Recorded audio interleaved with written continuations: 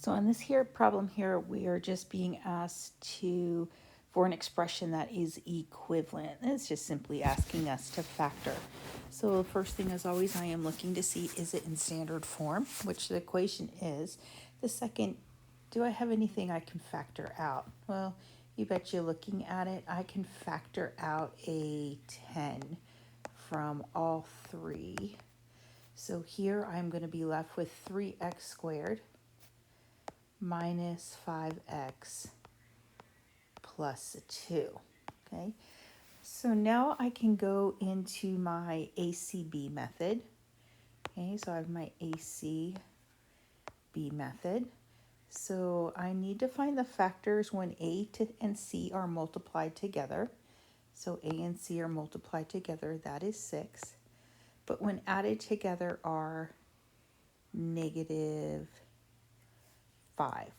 Okay, so two factors of 6 that when multiplied together give me positive 6, but when added together give me negative 5. So you can plug this into Desmos, but I can see it's going to be a negative 2 and a negative 3. So remember, negative times a negative is a positive. So negative 2 times negative 3, negative 6. But I add those together, negative 2 plus negative 3, I get negative 5. Okay.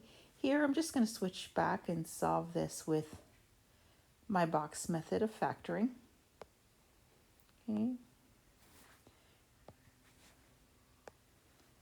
So from here I'm going to put in my upper left hand corner my 3x squared, my lower right hand corner 2, and then I am going to build these factors here right in the middle, and I can put those anywhere I want. I can do a negative 2x here, negative 3x here.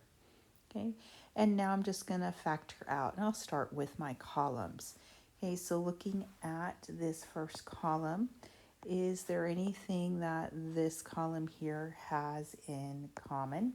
Well, I can see they both have a 3 and they both have an x, so I'm going to factor out that 3 and an x. Now I'm going to look at my next column, negative 2x and 2. Now remember, when possible, I'm going to try to factor out that negative.